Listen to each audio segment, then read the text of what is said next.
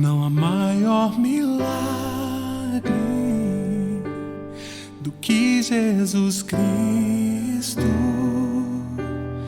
Não há maior dádiva que se entrega na cruz. Todas as coisas se desvanecem quando tua presença enche o templo, Senhor. Que venha a tua glória, enche o teu templo, que brilhe tua face sobre nós, prostrados a ti.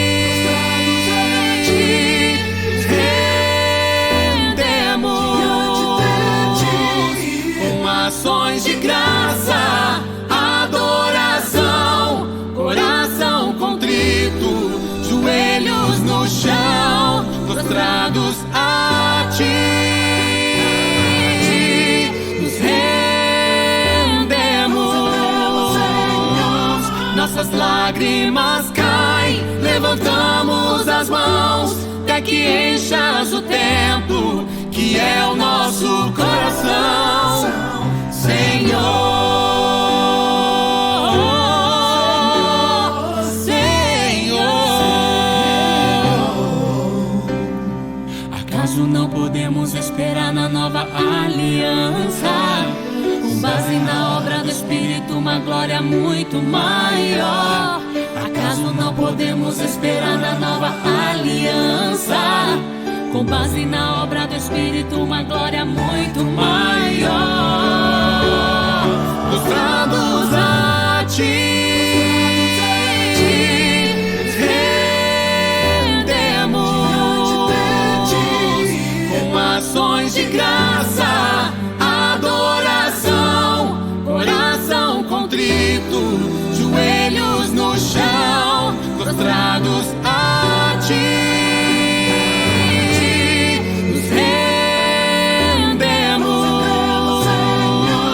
Nossas lágrimas caem, levantamos as mãos, até que enchas o templo, que é o nosso coração. Senhor,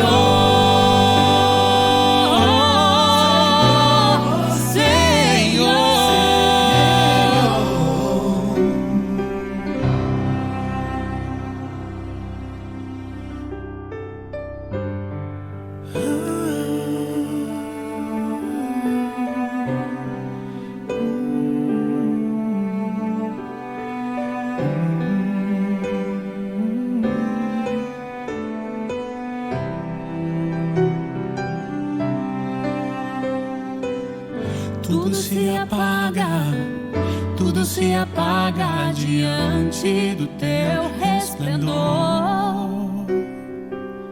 Tudo se apaga, tudo se apaga diante do teu resplendor. Tudo se apaga, tudo se apaga diante do teu resplendor.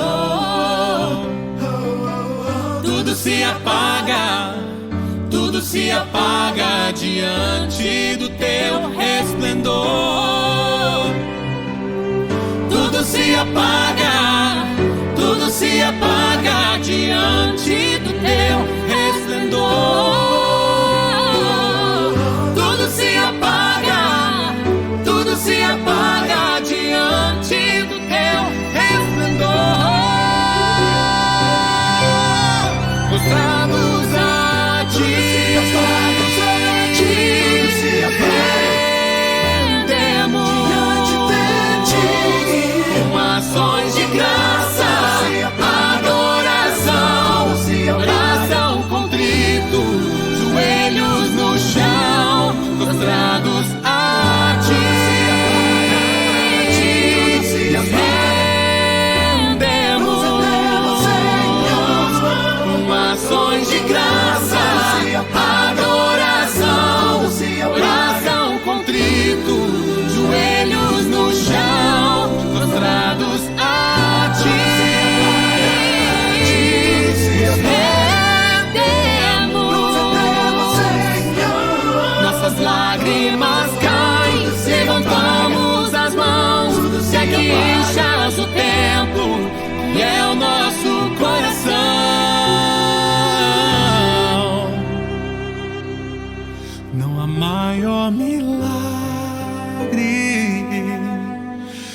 que Jesus Cristo.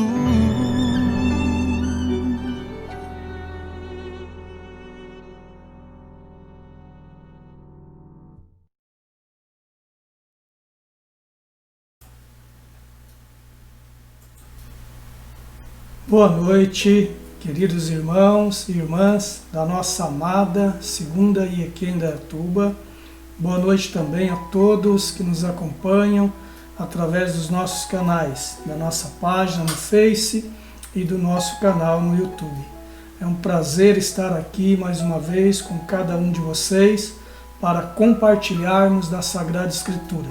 Nesta noite em especial, sendo o primeiro domingo do mês, ao término desta mensagem, nós também iremos celebrar a ceia do Senhor. Tenho aqui diante de mim estes dois elementos, o pão e o suco da uva, que simbolizam o corpo de Cristo e o sangue dele vertido naquela cruz para a remissão dos nossos pecados. Os amados devem se lembrar, nós estamos na sequência de um estudo do Salmo 34, eu dividi ele em 4 partes e hoje é a terceira parte, então esta é a penúltima parte, já estamos chegando ao final deste salmo. Nós vamos meditar nesta noite no que está registrado do verso 11 ao verso 16 e vamos aprender mais uma vez lições preciosas para a nossa vida prática. Amém, meus amados? Antes de fazer aqui a leitura do texto, eu quero convidar a todos vocês para juntos orarmos, pedirmos ao nosso Pai Celestial que possa nos agraciar com a compreensão correta da sua palavra, que eu possa ser verdadeiramente um instrumento nas mãos dele neste momento, pois não quero ser nada além disso. Amém? Por favor, incline a sua cabeça juntamente comigo e oremos. Nosso Deus, nosso Pai querido, como é importante para nós nos reunirmos para compartilharmos da sua palavra, para celebrarmos a ceia do Senhor. Nessa transmissão, na pregação desta palavra via online, Senhor. Sabemos que há aqueles amados que ainda não podem participar do culto presencial, tendo em vista que fazem parte do grupo de risco. Estes ainda acompanham via online, pelos nossos canais, a pregação da Tua Palavra. Mas eu creio no poder da ministração da Tua Palavra. Eu creio que esta palavra, Senhor, quando é pregada, ela fala aos corações. E estes amados estão agora no lar de cada um deles, atentos àquilo que será falado, com um coração inclinado a ouvir, não a minha voz, Senhor, mas a voz do Senhor através da minha vida. Por isso eu me coloco em Tua presença neste momento. Se sirva da minha vida, Senhor. Usa a minha boca para falar da Tua palavra, para transmitir ao coração de cada uma destas irmãs, de cada um destes irmãos e também de todos que me ouvem agora ou assistirão este vídeo em uma outra oportunidade. Fala a estes corações, Senhor. Toca nestes corações. Traz restauração, traz cura, Senhor, em nome de Jesus. Também iremos nesta noite, ó Senhor, unidos numa mesma fé, trazermos à nossa memória o que Cristo realizou por nós naquela cruz, entregando a sua própria vida em troca da nossa, em favor da nossa. Cristo morreu ali, a nossa morte, Senhor. Deu a cada um de nós vida e vida eterna. Por isso nos reunimos agora nesta fé, na Tua palavra, no nome de Cristo, para exaltarmos ao Senhor e sermos ministrados pela Tua palavra. Amém e amém, Senhor Jesus. Graças a Deus. Muito bem, meus amados. Então, espero que você já tenha aberto aí a sua Bíblia. Como disse há pouco, vocês já estão acompanhando esse estudo. E hoje nós vamos do verso 11 ao verso 16, onde está registrado assim: Vinde, meninos, ouvi-me, eu vos ensinarei o temor do Senhor. Quem é o homem que ama a sua vida, que deseja viver muito para ver o bem? Guarda a tua língua do mal e os teus lábios de falarem enganosamente. Aparta-te do mal e faze o bem. Procura a paz e segue-a. Os olhos do Senhor estão sobre os justos e os seus ouvidos estão atentos ao seu clamor. A face do Senhor está contra os que fazem o mal, para apagar da terra a memória deles. Amém? Nós já oramos e vamos agora então, na direção do Espírito Santo, compreender estes versos aqui que se encontram no Salmo 34 e, claro, o principal de tudo isso, trazer isso para a nossa vida prática.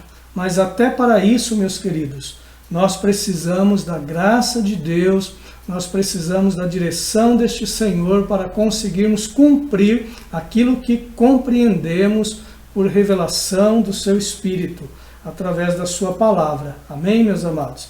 Então, que você ore mesmo, que você não se ache por si mesmo capaz de cumprir aquilo que aprendemos, essas verdades espirituais que estamos aprendendo, porque isto seria da parte de cada um de nós orgulho. Devemos ser submissos e humildes o suficientes, lembrando das palavras do Senhor Jesus, quando ele disse assim: sem mim nada podeis fazer.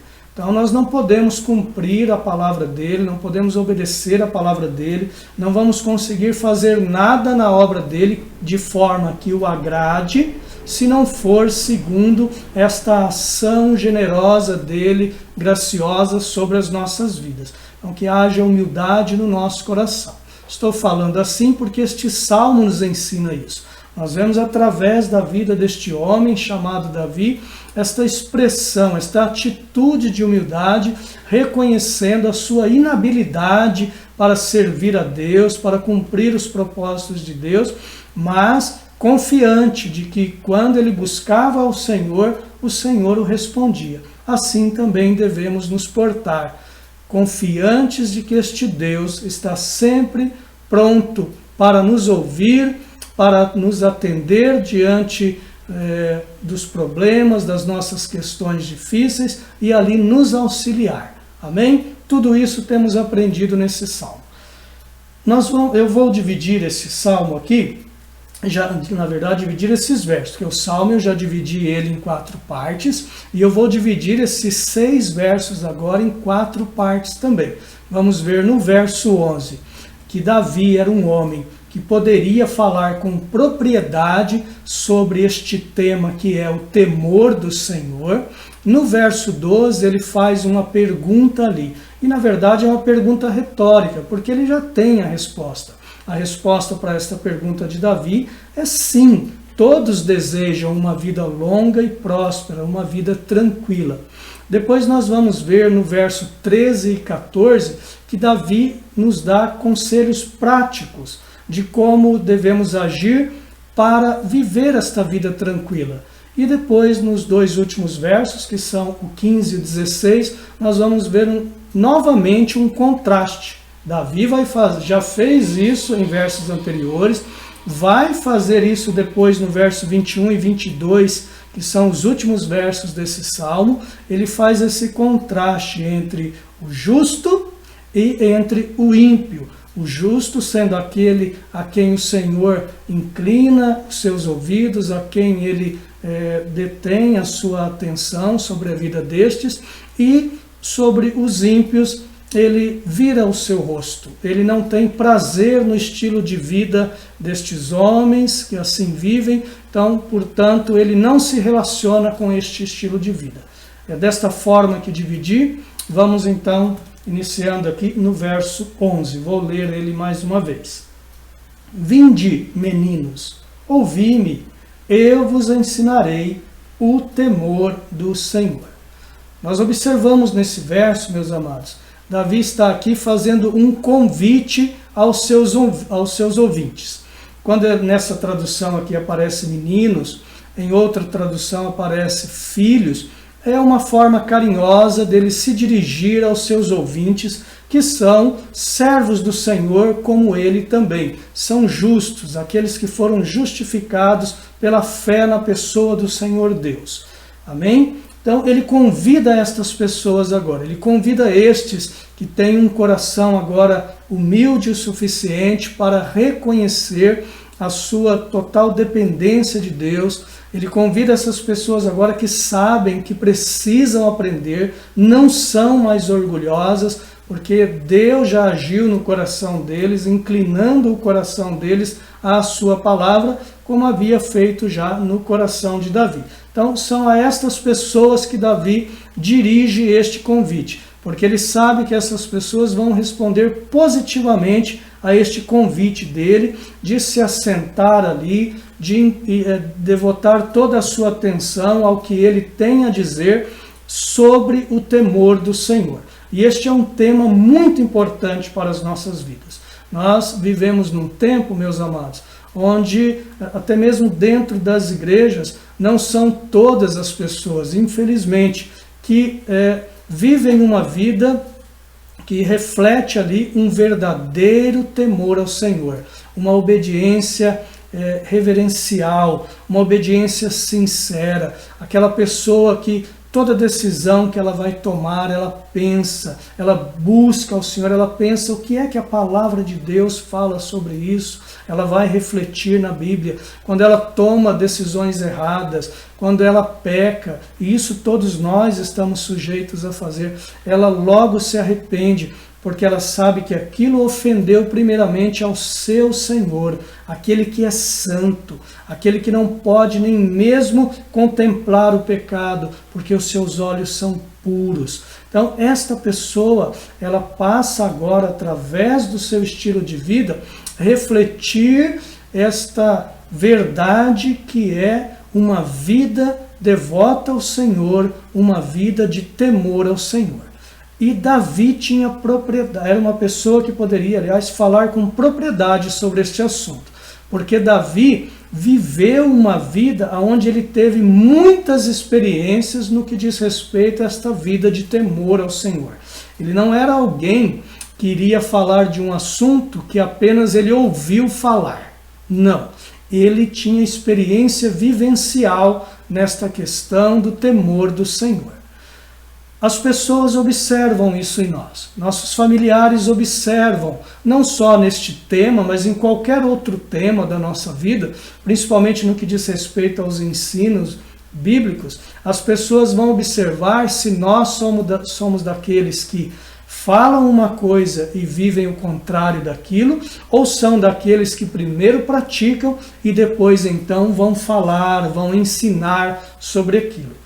Quando olhamos para Jesus, por exemplo, as pessoas se admiravam do ensino dele, porque ele era alguém que vivia tudo aquilo que ele ensinava. Não era como os fariseus, por exemplo, que eram conhecidos e chamados de hipócritas. Foram chamados, inclusive, de hipócritas pelo próprio Senhor Jesus, porque eles não viviam aquilo que eles ensinavam e exigiam que as pessoas vivessem. No caso aqui, o tema, como já falei a vocês, é sobre o temor do Senhor. E nós podemos nos lembrar de outras passagens que contam da vida deste homem, chamado Davi. Desde a sua juventude, era alguém que de fato temia ao Senhor.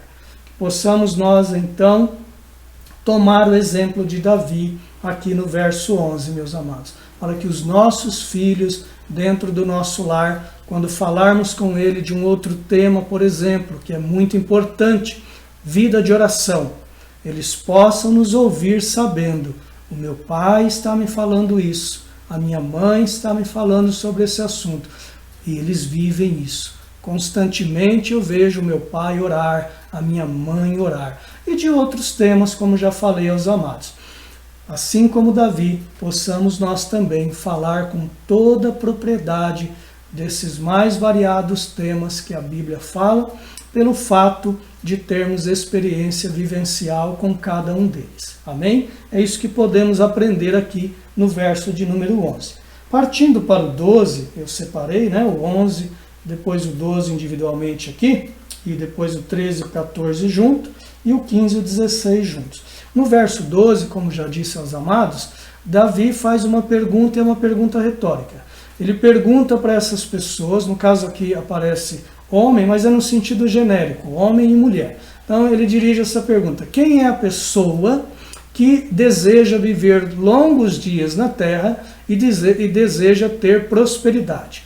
Esta era a mentalidade das pessoas naquela época. Eles tinham em mente que a vida boa era a vida de longos dias e associada à prosperidade financeira mesmo. Esta era a mentalidade da maioria das pessoas daquela época e de todos os hebreus. Assim eles olhavam para Deus. Nós podemos ver em Deuteronômio, porque Deuteronômio traz essas promessas. Para aqueles que andassem em obediência a Deus, eles seriam alcançados pelas bênçãos de Deus. Não é? Então eles tinham esta mentalidade. Nós hoje, que temos toda a Bíblia diante de nós, temos todo o cânon sagrado diante de nós, temos um entendimento mais amplo. Nós podemos olhar, por exemplo, para essa questão de longevidade, partindo para uma perspectiva da vida eterna. Todos aqueles que creem no Senhor, que vivem uma vida de obediência a Ele, pelo fato de terem se arrependido dos seus pecados e crido pela fé em Jesus Cristo, depositado fé no seu sacrifício vicário, meus amados, eles recebem a vida eterna. É o que Jesus mesmo vai dizer, que o ladrão veio para matar, roubar e destruir, mas eu vim para que tenham vida e vida em abundância. O que é vida em abundância? É abundância de vida. Ali ele está falando principalmente da vida eterna. Então nós temos essa perspectiva já mais ampla, um entendimento mais amplo deste assunto. Ok? Mas para os hebreus, naquela época, a vida tranquila era essa vida, vivendo aqui nesta terra, longos anos e tendo prosperidade financeira. Por isso ele faz essa pergunta. E como eu disse, todos desejam isso. E a partir desta pergunta, então, ele vai dar a eles alguns conselhos que ajudariam essas pessoas a viverem desta maneira, terem longos dias, aliás, a terem uma vida tranquila, uma vida sossegada, a ver o bem, como ele encerra aqui no verso 12. Ó. Quem é o homem que ama a sua vida, que deseja viver muito para ver o bem? Então ele dá a resposta, né? Ele vai dar esses conselhos práticos que se encontram aqui no verso 13 e 14, e eu quero ler novamente aos amados. Ele vai dizer então primeiramente: guarda a tua língua do mal e os teus lábios de falarem enganosamente. Ele continua aconselhando: aparta-te do mal e faze o bem, procura a paz e segue-a. Muito bem. No verso 3, nós aprendemos uma lição muito preciosa. Davi está aqui nos mostrando sobre o cuidado que devemos ter com a nossa língua. Quando nós vamos para o Novo Testamento, meus amados, nós vamos observar o apóstolo Pedro, na sua primeira carta, capítulo 3, a partir do verso 10, também dá estas mesmas instruções para aqueles amados, para que eles pudessem ter uma vida tranquila. Ele dá exatamente essas mesmas instruções. Nós observamos também, através do ensino de Tiago, que ele vai falar como a língua, quando ela não é domada, quando a pessoa não consegue administrar bem as suas palavras, aquela pessoa que toma cuidado com o que fala, como ela é prejudicada por aquilo. Ele chega a comparar a língua, mesmo sendo um dos menores membros do corpo, como um membro muito perigoso, um fogo lançado, um pequeno fogo lançado numa grande mata. Ele é pequeno, mas ele pode destruir toda aquela mata, ele pode incendiar e acabar com tudo o que está ali. Ela é perigosa. Tiago vai ali dando sequência nessa fala. Depois, num outro momento, ele trata de que da boca, a boca sendo essa uma fonte, não pode jorrar dessa mesma fonte água doce e água amarga. Então, quando olhamos aqui, volte comigo, por favor, no verso 13. Ele instrui, como já disse que Pedro também o apóstolo Pedro dá esta mesma instrução, a que guardemos a nossa língua do mal. Ou seja, o verdadeiro servo de Deus, a verdadeira serva de Deus, deve ter um palavreado saudável, um linguajar santo, como acabei de citar o ensino de Tiago. A nossa boca, irmãos, a boca do servo e da serva de Deus, deve ser uma fonte de bênçãos. Palavras que saiam da sua boca que tragam ânimo ao desanimado, encorajamento ao desencorajado, que levante o que está caído. Porque nós vamos aprender também na palavra de Deus que as nossas palavras podem trazer vida ou morte. Há no poder da língua, há no poder das palavras a vida e a morte.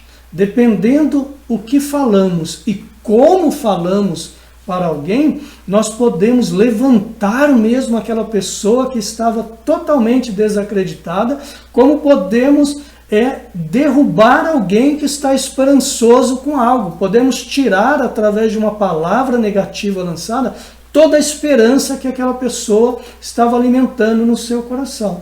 Então, o ensino do apóstolo, como citei o apóstolo Pedro, ia falar dele agora. O ensino de Davi aqui é que da boca do servo de Deus, como já disse, da boca da serva de Deus, deve fluir bênção.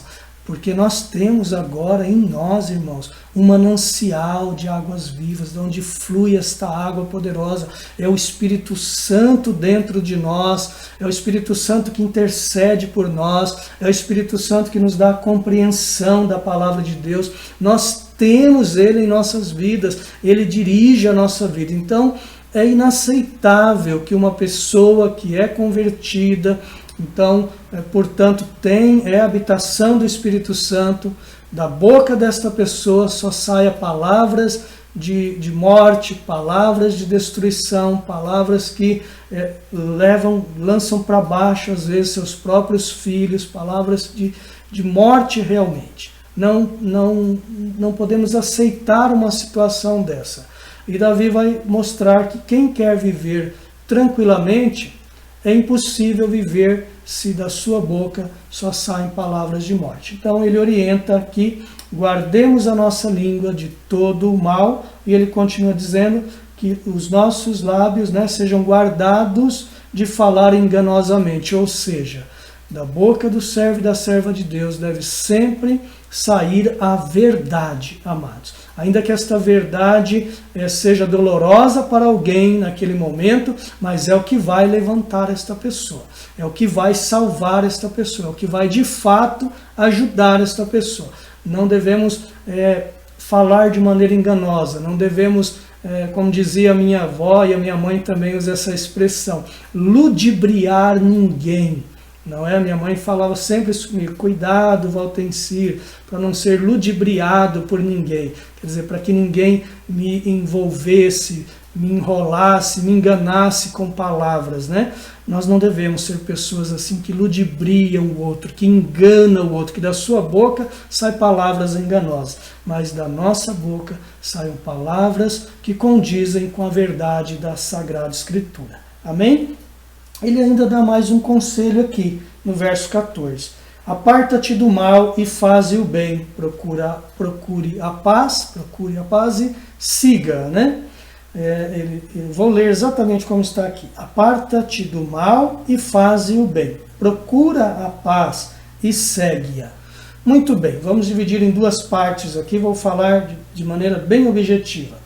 Quando olhamos para o ensino do apóstolo Paulo, que ele fala sobre o mal, em dado momento ele diz desta forma assim: fuja da aparência do mal. Observe, ele não diz assim, fuja do mal, ou seja, daquilo que você olha e por conhecer já, saber discernir o que é bom do que é ruim, o que é mal do que é correto. Ele está colocando ali uma situação que é apenas aparente, ou seja, que pode causar uma certa dúvida. A pessoa olha, observa aquilo, ou ouve alguma coisa, e ela diz, mas será mesmo que é mal? E ela vai querer então ir mais fundo naquilo. Paulo está orientando, dizendo, se pelo menos aparenta que é mal, já foge. Não queira nem saber. Não vá mais a fundo, foge daquela situação, já diga não, isso não é para mim, e já se desvie daquele caminho. Então, quando olhamos para um verso como esse, devemos, irmãos, tomar isso de maneira literal para as nossas vidas. Fugir, literalmente falando, da aparência de todo o mal, seja em qualquer aspecto da nossa vida. No trabalho, uma proposta que parece ser boa, mas ali tem alguma coisa que não está muito legal, foge daquilo. Nós não fazemos parte, nós não participamos desses tipos de negócio, desse tipo de situação. Assim, qualquer situação na nossa vida, meus amados. Fuja de tudo aquilo que é mal, de tudo aquilo que a Bíblia já condena, ou que você olha e fala, mas tem alguma coisa errada. Foge daquilo. É a orientação também aqui de Davi. Aparte-se do mal, mas ele não diz que devemos só fazer isso. Devemos fazer o bem. Nós não podemos só ser pessoas que somente fogem do mal.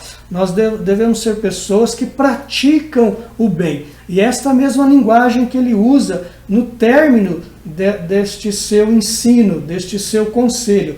Olha aqui o que ele vai dizer. Procura a paz e segue-a. Ou seja, nós devemos tomar aqui uma postura de quem é ativo em fazer isso. Não é uma postura de passividade. Não, mas devemos agir, ou seja, ir em busca mesmo desta paz. E como podemos fazer isso? Porque você pode estar me ouvindo e falar, mas como que eu posso fazer isso? Quando olhamos para a palavra de Deus, nós observamos nela, meus queridos, que em Cristo nós recebemos esta paz da parte de Deus. Paulo nos ensina, por exemplo, que por meio de Cristo nós temos paz com Deus e temos a paz de Deus. Em Cristo há uma paz que invade o nosso coração, a nossa vida, que excede a todo entendimento. É o que alguns chamam de paz em meio à guerra.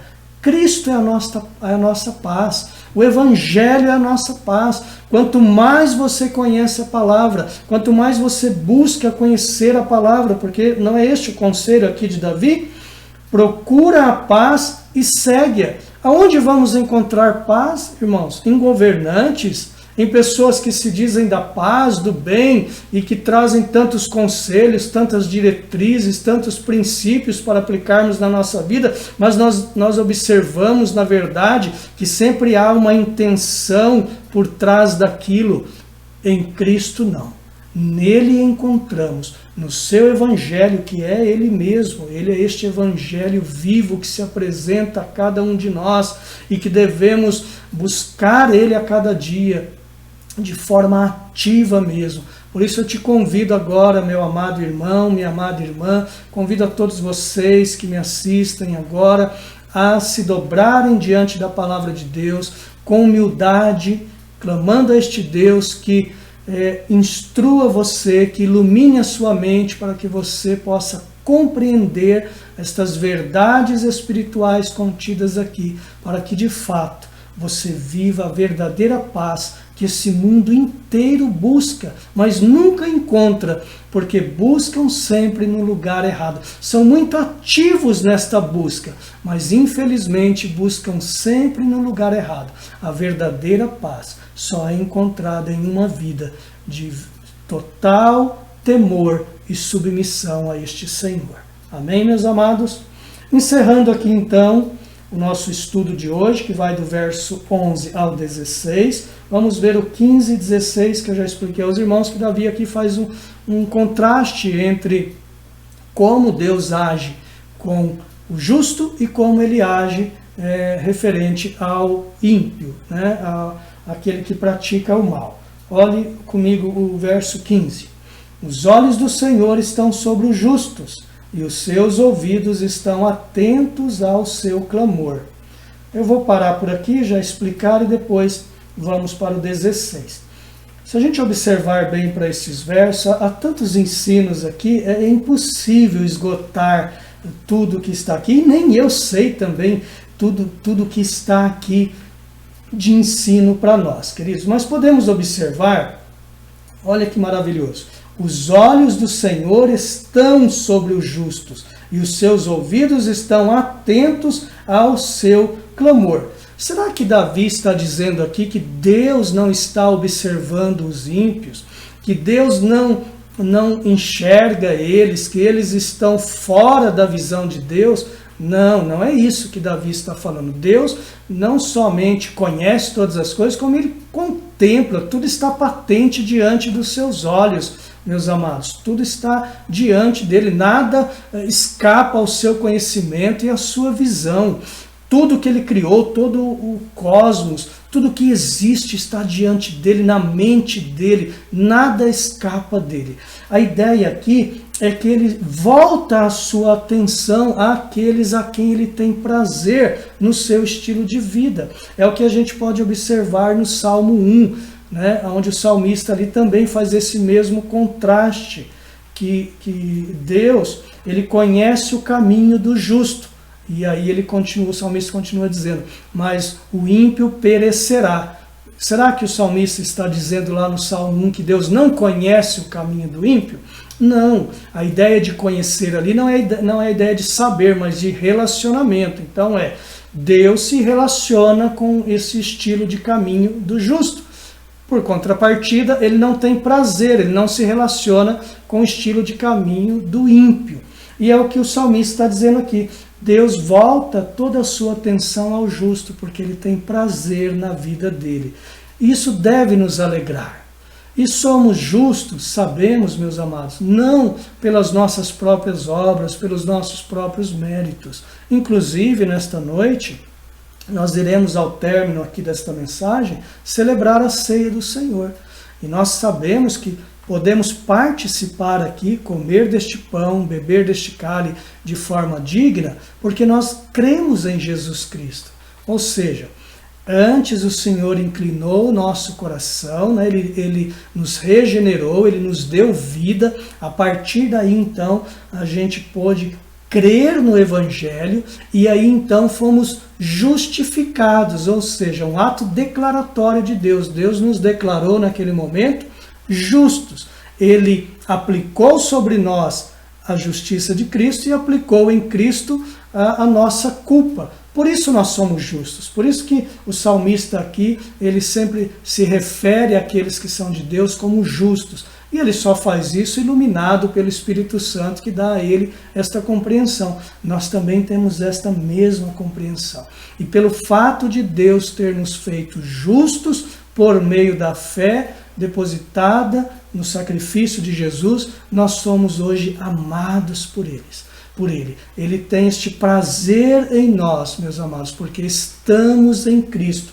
Assim, os seus olhos estão sobre nós. Então, nunca se sinta assim, Deus não está olhando para mim, puxa, parece que Deus está tão distante. Não, Davi faz esta afirmação aqui, meu querido, minha querida.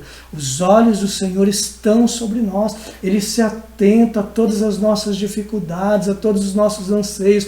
Ele se preocupa conosco, Ele se importa com cada um de nós. Ele tem prazer em fitar os seus olhos em nós, no nosso estilo de vida, agora guiado pelo seu próprio Espírito.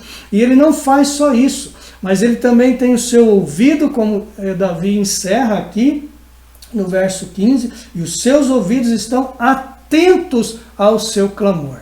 Como é maravilhoso, como por exemplo, trazendo aqui para a nossa vida natural, né, para os nossos pais biológicos, como é bom quando a gente tem pais que são atenciosos, que a gente sabe que pode procurá-los e eles vão dar toda a atenção a nós, eles vão inclinar os seus ouvidos para nos ouvir. Ou temos amigos, pessoas da nossa confiança, que sabemos que quando as procuramos, elas inclinam os seus ouvidos de forma tão atenciosa para ouvir aquilo que temos a dizer. Davi faz essa declaração sobre a pessoa do nosso Pai Celestial, que os seus ouvidos estão atentos ao nosso clamor. E ele não faz isso só aqui no verso 15. Em todo esse salmo, ele traz essa verdade à tona. Ele faz questão de enfatizar esta verdade, que o nosso Deus é aquele que ouve o nosso clamor.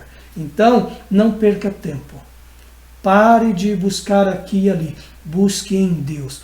Clame a Ele. Ele vai te ouvir. Ele tem contemplado o seu sofrimento. E Ele vai te socorrer na sua angústia, na sua necessidade. Amém? Encerrando, verso 16, Davi vai falar novamente sobre o ímpio. E ele vai falar que a face do Senhor está contra eles. Esse verso 16 aponta também, ele é um verso profético, meus amados. Observe aqui.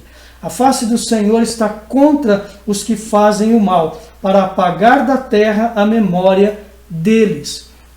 Na compreensão da mentalidade hebraica, eles tinham esta ideia da justiça retributiva de Deus nesse plano terreno, de que aqui aqueles que praticavam o bem, que obedeciam a Deus, iriam desfrutar, iriam colher da parte de Deus bênçãos. Por contrapartida, aqueles que desobedeciam, que eram os ímpios, iriam receber da parte de Deus o castigo, a punição. Nós, como já disse anteriormente, temos agora todo o cânon diante de nós. E nós sabemos que nesta vida aqui, nem todo pecado do homem será punido aqui. A gente vê isto, nós observamos homens maus que saem ilesos, que são favorecidos pela justiça que muitas vezes deveria puni-los. Ela ajuda eles, é uma justiça falha. É uma justiça tendenciosa. E isso traz ira ao nosso coração, como trouxe ira ao coração daqueles homens, principalmente sobre eles que não tinham esse entendimento tão pleno como nós temos hoje da justiça retributiva de Deus. Então, quando olhamos para um verso desse, nos maravilhamos, porque ao final dele, quando ele diz assim, que o Senhor irá apagar da terra a memória deles, nós sabemos que um dia isso de fato vai acontecer. Nenhum dos crimes cometidos por eles, nenhum mal que eles praticaram nesta terra vai passar ileso. Nada disso vai passar sem a devida punição, ainda que não seja nesta vida aqui. Mas quando o Senhor voltar, Ele vai julgar todas as coisas. E estes homens serão devidamente punidos, a ponto do salmista inspirado aqui dizer que até a memória deles será apagada da face da terra. Não restará nada deles. Mas nós, por contrapartida, que amamos este Senhor e tememos a Ele, vamos ser preservados e viver com Ele por toda a eternidade. Amém? E tudo isso só é possível por causa do que Cristo fez por nós na cruz. E é isto que vamos trazer à nossa memória agora, meus amados, celebrando a ceia do Senhor. Amém? Quero convidar os irmãos, então, a ir lá na frente, na sua Bíblia. Vocês já conhecem esse texto, nós sempre lemos na primeira carta que o apóstolo Paulo escreve aos Coríntios, capítulo de número 11, e verso de número 23 em diante. Diz assim, olha, vocês já sabem quase de cor estes versos. Vou pedir só licença aos irmãos, estou falando já há um bom tempo, vou tomar esta deliciosa água aqui, esta bênção de Deus, tá bom? Só um minutinho.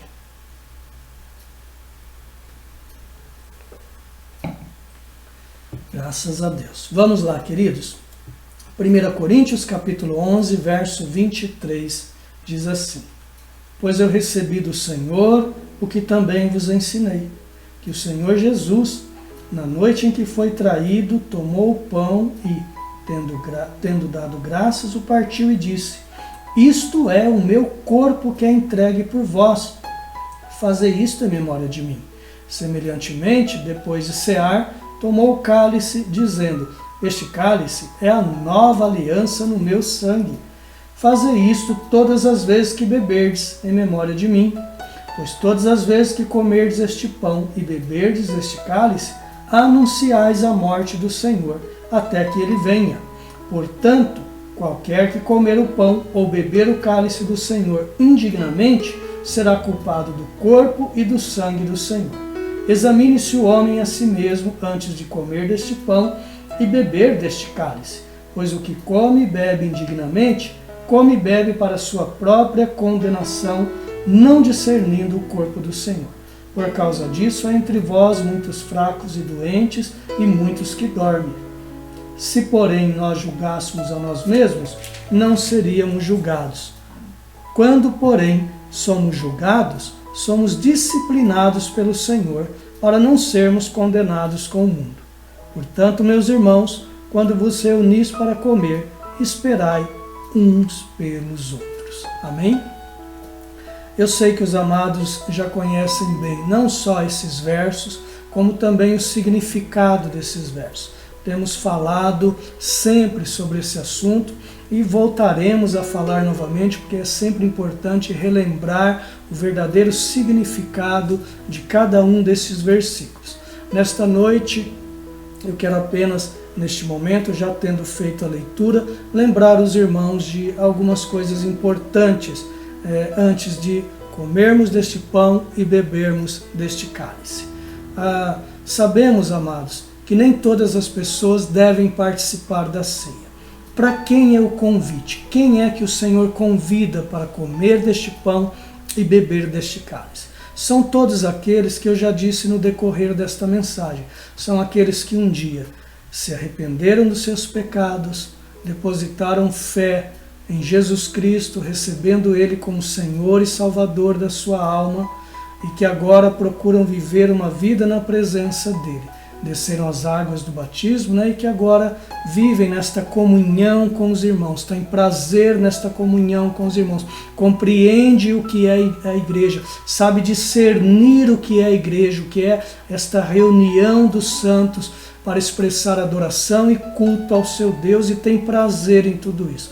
São estas pessoas que são convidadas a trazer a sua memória pelo fato de crerem, trazerem à sua memória aquilo que Cristo conquistou na cruz do Calvário para cada um de nós, perdoando ali, pagando ali todos os nossos pecados.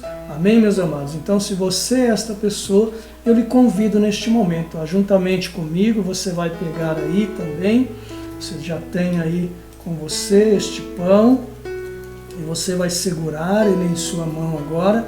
Nós lemos aqui no texto, Jesus ele pegou aquele pão, tendo dado graças, a Bíblia nos ensina que ele partiu aquele pão, deu aos seus discípulos que ali estavam com ele e disse: isto é o meu corpo que é entregue por vós.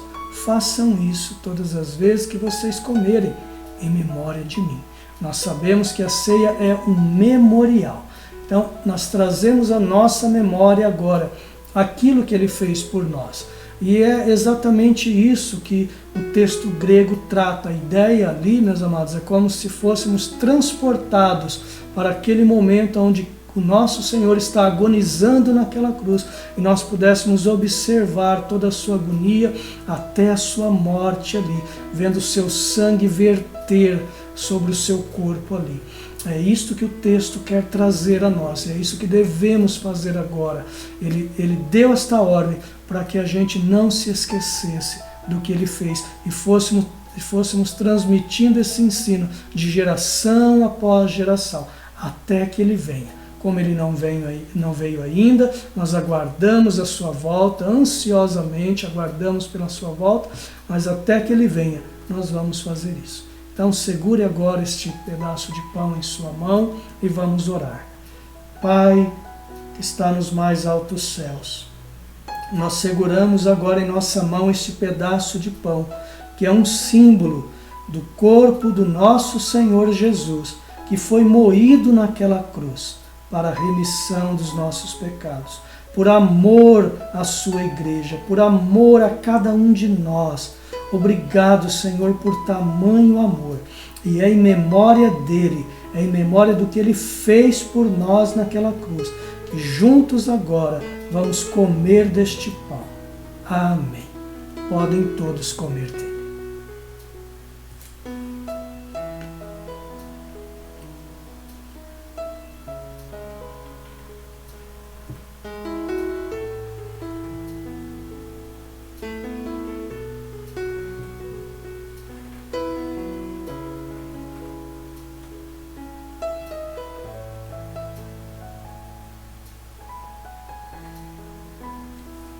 Muito bem, meus amados.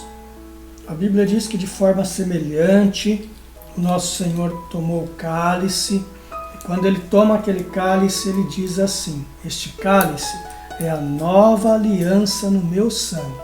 Façam isso todas as vezes que vocês beberem. E mais uma vez ele diz: em memória de mim. Então, da mesma forma, em memória de tudo que ele fez por nós, nós vamos tomar deste cálice agora. Senhor, obrigado. Seguramos agora em nossa mão este cálice, que sabemos é um símbolo do sangue de nosso Senhor e Salvador Jesus Cristo, que foi vertido naquela cruz para a remissão dos nossos pecados. Ali ele morreu a nossa morte e nós depositamos fé no seu sacrifício vicário, seu sacrifício substitutivo. Ele nos substituiu naquele lugar. Nós cremos nisso, nós compreendemos isso, porque o teu Espírito ilumina a nossa mente, nosso ser e nos traz a compreensão plena de tudo isso, e com alegria recebemos isso em nossa vida, Senhor.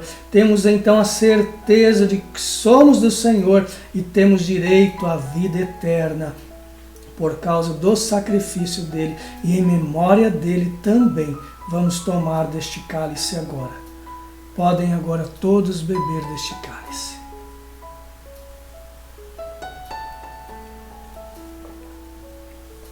Glórias a Deus, meus amados.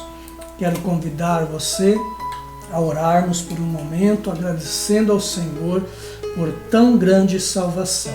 Amém? Pai querido, muito obrigado. Obrigado por tão grande amor. O apóstolo Paulo nos ensina que o Senhor amou a cada um de nós, e o Senhor prova este amor enviando o seu Filho para morrer naquela cruz, sendo nós ainda pecadores.